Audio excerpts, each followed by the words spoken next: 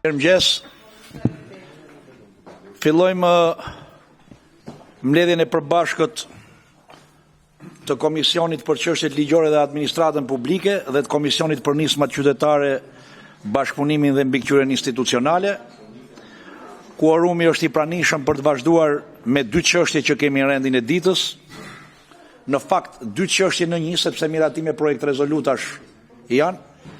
Pasi kemi zhvilluar një seancë dëgjimore ku ka raportuar inspektori i lartë i drejtësisë dhe Këshilli i lartë gjyqësor për veprimtarinë e këtyre dy institucioneve për vitin 2024, nga relatorët na janë vënë në dispozicion dy projekte rezolutat që ne do duhet i miratojmë sot e më pas së bashku dhe me raportet përkatëse në seancë plenare.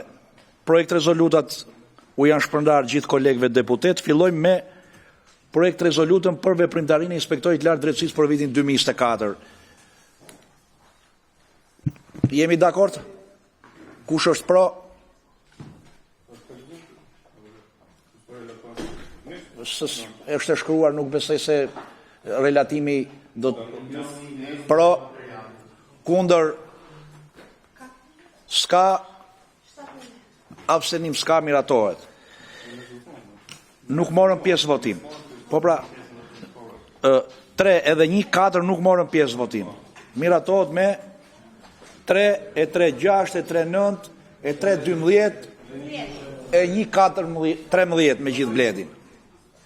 Numroni me gjithë bledin 3. 13. 13 pro, asnjë kundër, 4 nuk morën pjesë votim.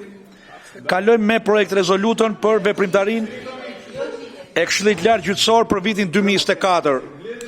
Projekt rezolutën e keni marrë, e keni në dispozicion, e edhim votim, kush është pro, 13 pro, asnjë kundër, 4 nuk morën pjesë, atëherë 4 kundër.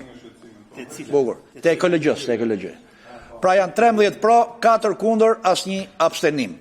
Miratohet dhe projekt rezoluta për veprimtarinë e Këshillit Lartë Gjyqësor për vitin 2024.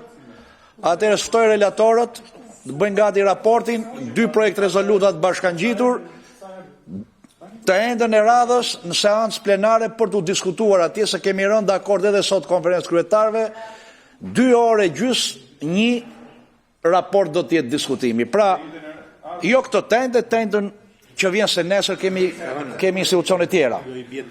Pra, do të kemi mundësinë dhe atje 2 orë e gjys njëra, 2 orë e gjys tjetra, 5 orë debat vetëm për këto 2 projekt rezoluta. Jemi të lirë, flasim çat doni. Këtu e deklaroj të mbyllur mbledhjen e përbashkët të 2 komisioneve, edhe dua t'ju falenderoj për prezencën sot, por dhe për durimin dje. Dhe sot besoj jemi më të lirë. Shumë falemnderit dhe ditë mbar.